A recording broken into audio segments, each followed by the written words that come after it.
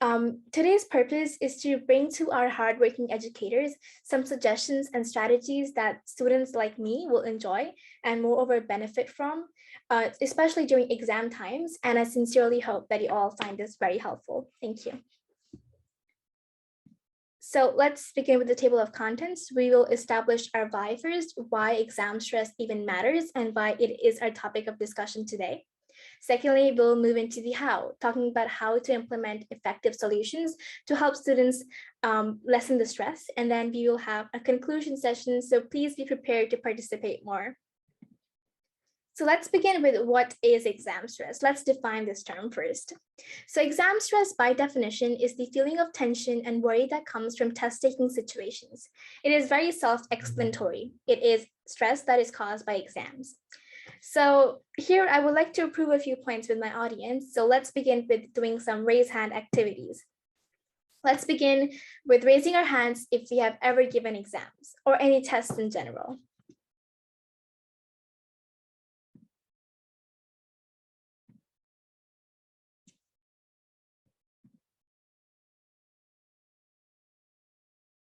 Okay, so I see a lot of our audience has done this. This establishes all of us as experts at this field. We have considerable experience in this, thus this is very relevant to us. And secondly, please raise your hand if you're mostly stressed giving exams. Okay, I see 2 hands. 3 now, 4.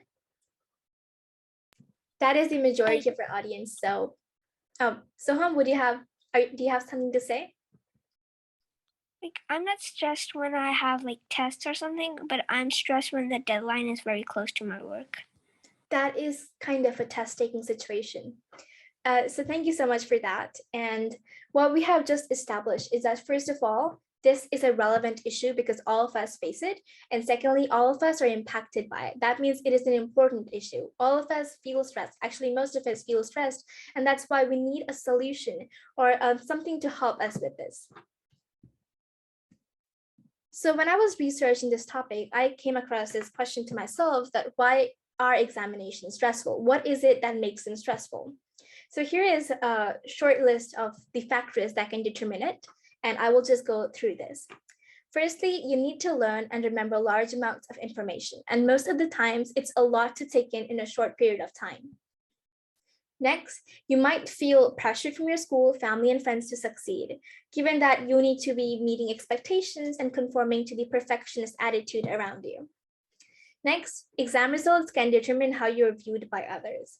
Today, we start judging a person by how well they can score in a test, which is actually pretty discriminatory because we start to believe that low-scoring students are, in nicer words, incapable or they are undisciplined, and they are the backbenchers. This is why we have terms like toppers, because these people have only gained good marks in exams, and that's why we label them as that. Next, we need to complete exams on our own. This means that there is no collaboration in our exams. We cannot depend on anyone else for support, be it informational or emotional. Next, the exam format may not be friendly to you as a learner. The exams we do today are mostly written or typed, and these are very beneficial to reading or writing learners. But what about auditory, visual, and kinesthetic learners? They are being left behind just because the exam system is not taking them into consideration. Next, your exam setting can be stress-inducing, and this happens a lot of times. Firstly, you have white, bleak walls that speak depression to you. Secondly, there are strict invigilators. Then you have distance seating. This makes you insecure, distant, and unconnected from others. And then there are time limits. Everyone has their own pace of work, so it does seem unfair to put a time limit to it where you don't have enough time to process your thinking. And finally, you may be hesitant to reach out for help. This may be because your community is strict about this. Your educators are strict about this, and you're not aware of how to reach for help and whom to contact. So here are just a few reasons that I've compiled of why examinations can be stressful. And here is my conclusion from all of this interesting data. Firstly, our exam system is designed for robots because we are supposed to be performing 3 main actions. First, taking in the input, learn and register huge amounts of information. Secondly, following strict rules. We are following an algorithm. Thirdly, applying the information in the exam. You take the input, you follow a certain algorithm, and you put the output. And that is the end. And in a nutshell, that is what causes exam stress. I mentioned this in my first webinar that our education system was made for an industrialist era to create factory workers. Today, we do not need factory workers. We need artists, innovators, entrepreneurs, artists, and beyond. And those people aren't just created by following instructions. So now let's continue to establishing the how of today's topic and ways to help students stress less. And I call this my Isaac method. So we have information, simplification, appreciation, connection, and communication. And Isaac is a mnemonic that you can use to remember this. And it is also a Hebrew word, which means to laugh. So a good connection here, if you laugh, then you feel less stressed. So this is a way you can remember my strategy. Let's continue now. So the first one is I for information. Students can be stressed because they don't know where to start. Most of the times we have lots of content to cover. And in these situations, educators should provide resources that include revision lists, vocabulary words, textbook pages. Sometimes teachers can share their own notes. And what's even more important is sharing personal tips and advice. And something that is not often mentioned, but I would really like to, is their contact details. When students encounter problems, they need to know whose door to knock on. And I would also suggest all my teachers to start providing this material on time and at least 2 weeks before the exams, because it is crucial students have time to process this information. And the person I was inspired from to create this was my maths teacher, Mr. Joe, and he is very helpful in resources. And you will always know that if you need to look at notes, it will always be at a particular place in a particular folder. And that's actually very supportive because we know that all our information is safe in a place and we know how to find it. So that is information, number one. Next, simplification, making it look easy even when it isn't. Now, this is simple. It's just about making your students feel like A, the examinations are not really the end of the world. And secondly, the revision material is not very difficult. And I cannot provide any strict instructions for this because this depends on person to person and how you may implement this. The way I see my teachers trying to console the students is, first of all, they will mention this in class discussions.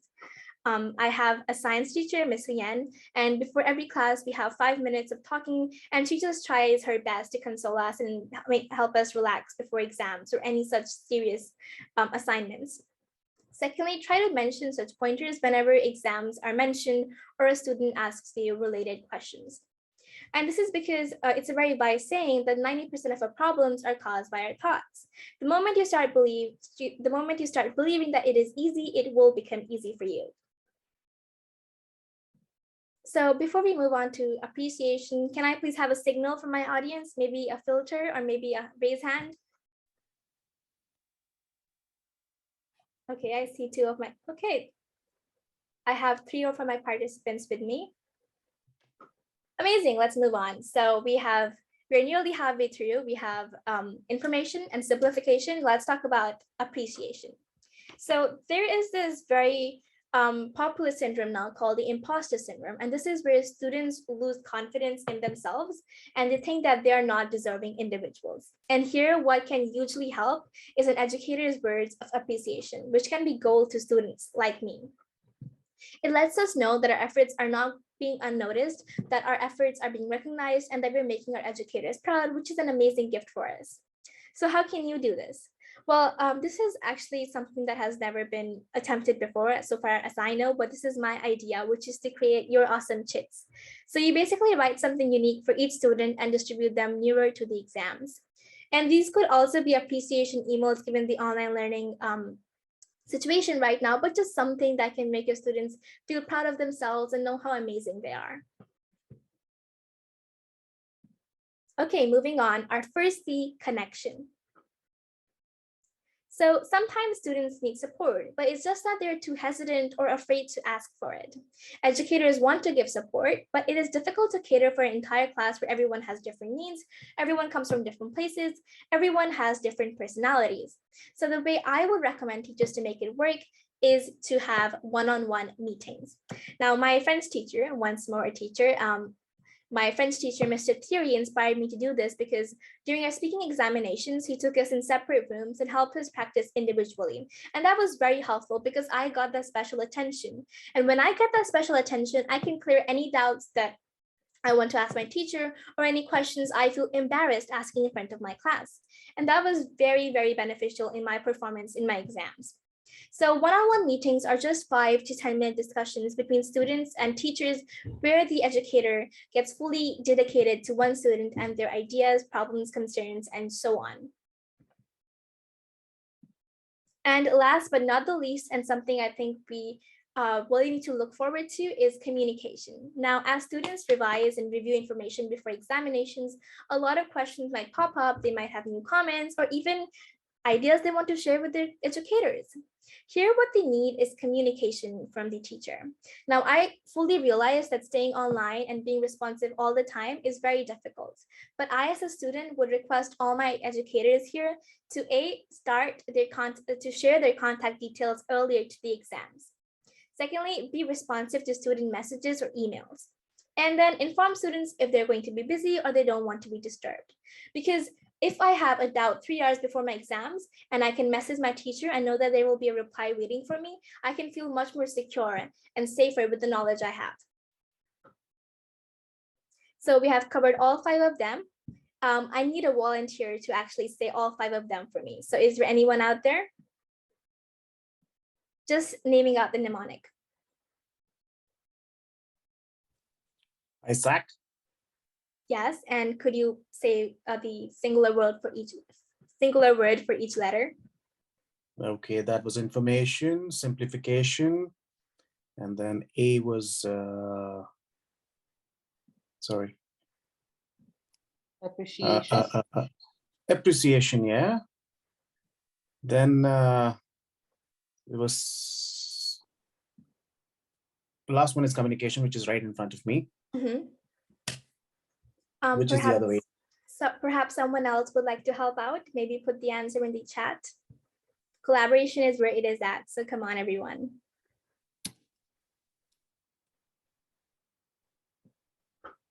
Oh, someone has a really interesting name, Stress. Very relevant. Outstanding job there. Okay, so we have information, simplification, appreciation. This C is missing, and then we have communication. So what is that C? Mr. Prashant, would you like to answer?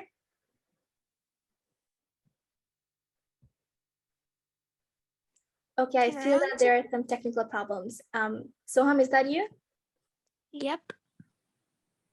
Collaboration. Okay, so, close, but not there. It is about one-on-one meetings. So what will that be? Communication is the last one. It's not really the C there. So we have information, simplification, appreciation. Then there is something, and then communication. Is it okay, support? So, no support. I've got. No problem. This is why there is this exercise. Not collaboration, very close. I'm gonna put the answer there, but it will be incomplete. So you have to connect the dots there.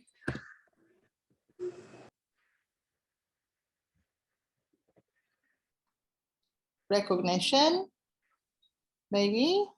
Connection. I have put a hint in the chat. Connection, yes. connection. Thank you so much. Yes, connection.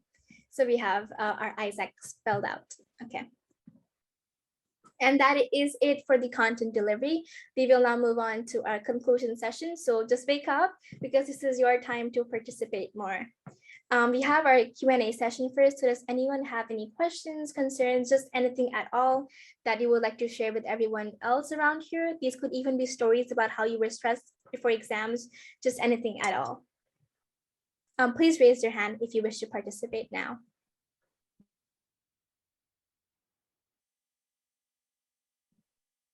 Okay, I believe Soham, is that you? Soham and Parul? Yes.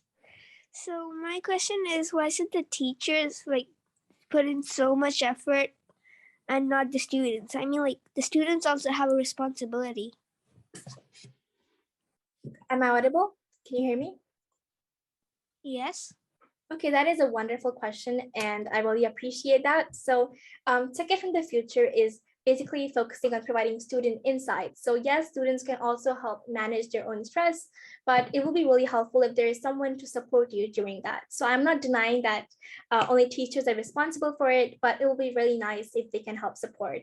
And that aligns more with our purpose as to telling educators what students need in their education. Does that answer your question, Soham? Yes, thank you. Wonderful, thank you. I would assume that Mr. Prashant has some problems with his raise hand feature. So does anyone else want to share something? Any questions?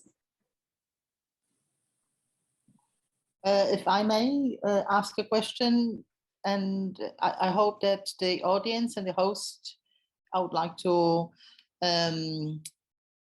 repeat and make us all feel safe and comfortable and reinforce the idea that asking questions is much more important than answering those questions. So if we don't have answers, it's still okay. So my question is a simple question, because questions are always very, very easy and very simple. The answers are more complicated, especially if we don't know them. So maybe a graded question. Question number one, why do we create this stressor exams when we come to terms and we talk in a very transparent way? Parents, teachers, students, everybody's kind of uncomfortable in that situation. So why do we have those exams? What's the purpose? What's the objective of this period of assessment? I mean, assessment is a new word.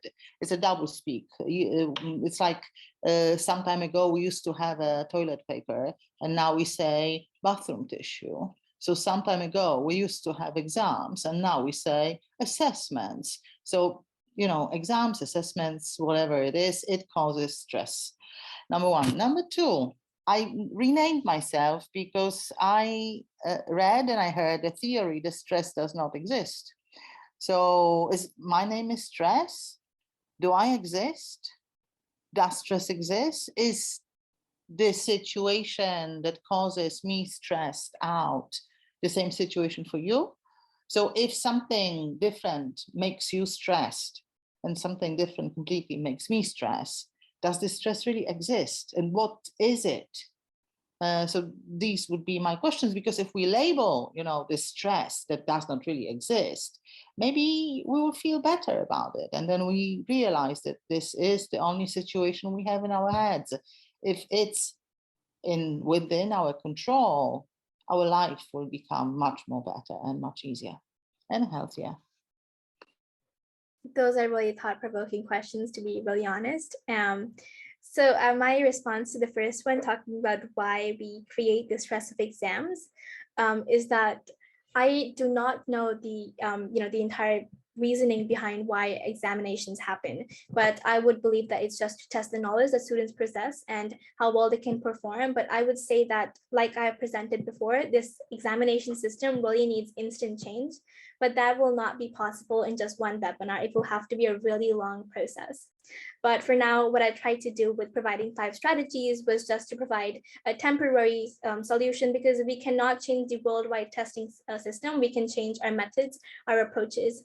And I think change at a smaller level will expand to be bigger with all your support. So thank you so much for that. And second one is, that's a really interesting question about if the stress even exists, but here I'm just using it as a word for that nervousness feeling you feel before exams or any test taking situations. Sarika, I mean, dear host, you're saying that you're extremely nervous before the examination. So that's stress for you. I'm extremely nervous after examination, your examination, because I need to mark this examination. So my question is, does stress really exist? Because a completely different situation makes you jumpy, and completely different situation makes me a little bit anxious and uncomfortable. So if there is one exam, one assessment, and 2 ends of the audience, and we both audiences here are stressed out due to completely different time, place, and space, that would kind of support the idea that stress does not exist. Premise one, you stress before the exam. Premise two, I'm stressed after the exam. Conclusion, stress does not exist. That's what I That would is, like to Can I just say something about this? yes, please go ahead. Well, stress is a scientific term and it does exist. I would have to say that. But at the same time, it is scientifically proven that a little amount of stress is always good. It keeps you attentive. It keeps you on your tenterhooks. Your situational awareness, your attentiveness increases. So a certain kind of nervousness, a little amount of stress is always good, I would say. Uh, I'm almost 45 years old. And even now, if I go for an examination or an interview, that kind of palpitations are there in my heart too. So that's quite understood. And that basically means that you are ready to receive, you're ready to experience a new thing in life. If you don't feel any stress, that means you have just shut your window, right? You're not expecting anything new in front of you. I don't think that's a very good idea. So I would like to say this out to all the students out there. A little amount of stress, yes, it is natural, and a little amount of stress is good for you. It keeps you going. To achieve a goal, you need that kind of push, right? Thank you so much That's for it. that. I actually agree a lot to that, which is why I decided to name this as reducing stress and not eliminating stress, because stress is there for a reason. And like Miss I want to put in the chat, there you'll get like a fight or flight or freeze kind of experience when you encounter something that induces stress in you. And then there is, I think, a rush of a chemical called adrenaline. And some of the stress, I was watching a TED Talk, is actually helping you prepare for that situation. And when it gets overboard, you can have health problems. And I was reading this medical study that 90% of illnesses and diseases are caused due to stress. So thank you so much for pointing that out. And I actually agree with Mr. Kash talking about if stress exists or not. It's a very debatable question here today, but I would say I think stress is just the name of that feeling that comes, and people can experience it in totally different situations. It doesn't have to be the same. And I will About the, sorry, please continue. continue. About the reforms that you're talking about in the education system. And as Ms. Ivona correctly pointed it out, that previously we used to term that as examinations. Now it has been termed to assessments. But what we really need to look into is the meaning of the word assessment. And it has to be a progressive assessment. As you in your webinar today correctly pointed it out, that every student has his own way of learning, has his own pace of learning. You know what, when somebody is teaching someone one-on-one, you can actually cater to that personal requirement. But yes, when you're teaching to a class full of students, like 15, 20, 40, whatever is the class strength, it gets really, really difficult to cater to each and everyone's requirements. And that is when the assessment comes in. You have to give a progressive assessment, and that is quite possible with the performance of the child. And I don't see any reason for the schools not accepting, uh, a person who is on a level above the class that he or she is studying in. These progressive assessments has to be in place. You have to assess them on the correct parameters. You can have your own parameters, of course, yes. But if an individual, a student, beats those parameters, you have to assess him on a next level.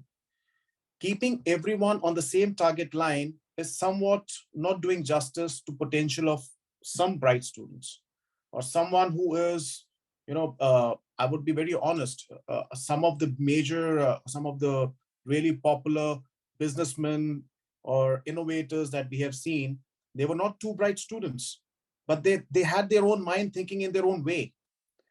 So they needed an exposure to a different thing.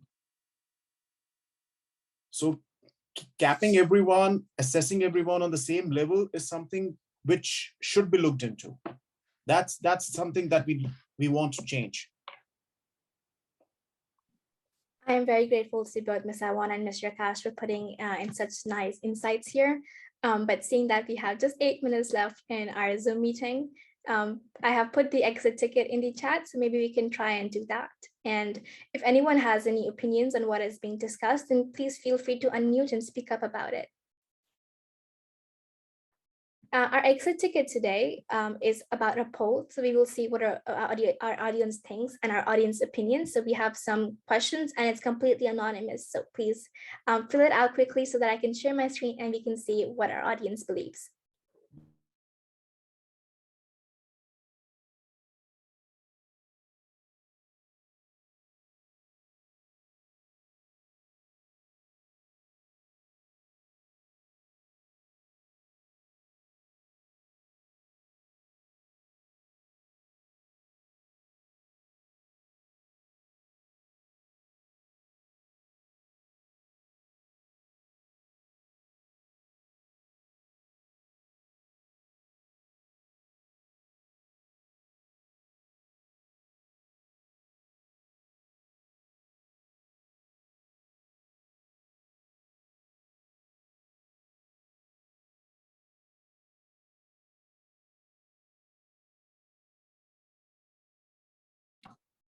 Okay, so we can have 3 more minutes to fill that out before I share it with everyone. 2 responses so far.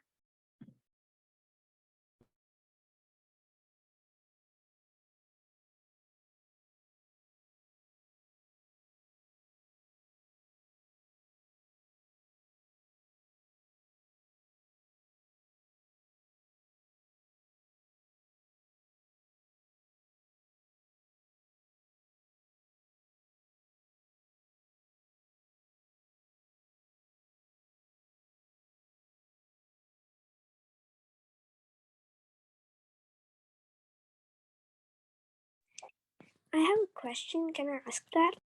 Oh, yes, please.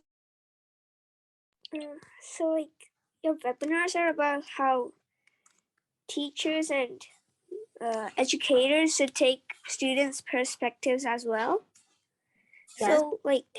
So the students should get like what they need, so their learning is easier and better. Yes, you got that right. So like in that way, since every student just homeschool, I mean like you get all the needs you want in homeschooling. Very nice, but I think the problem with homeschooling is that not everyone can do it, and some families might have problems with it, and it will take us a lot longer to be able to shift every student into a homeschooling system than just try and reform our own education system, because the education system also offers employment to a lot of people, and I think homeschooling has its own disadvantages. So we are working towards the normal school system. Okay.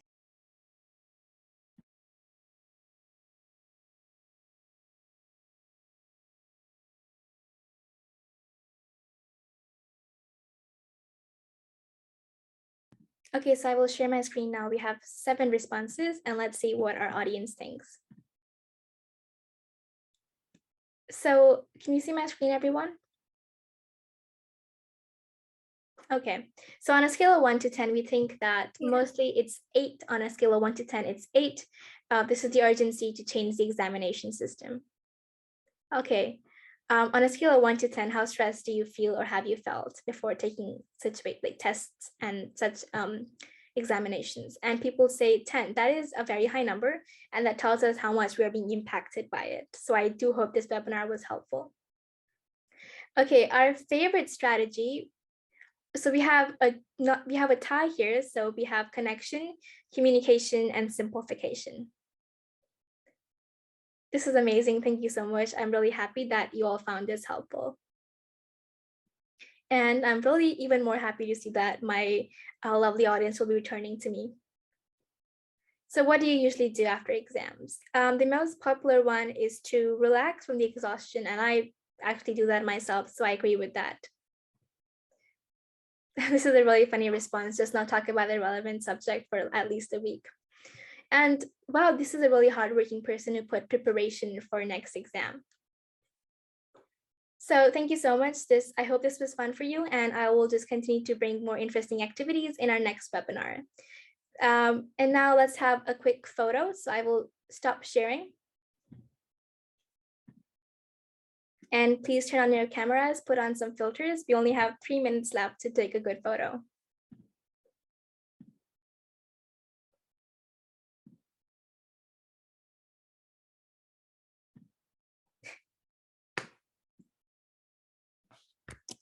So I'll say it 3. Do we need more time or should I go? Okay, I'll assume I can go. So 3, 2, 1. Perfect, thank you. Lovely photo there. I will put that on our Facebook page, and you can also find this webinar recording on the YouTube channel. With that, thank you so much, and you're free to leave, and I hope that this will help you stress less in your next examinations. Bye. Thank you so much. Bye-bye. Bye-bye.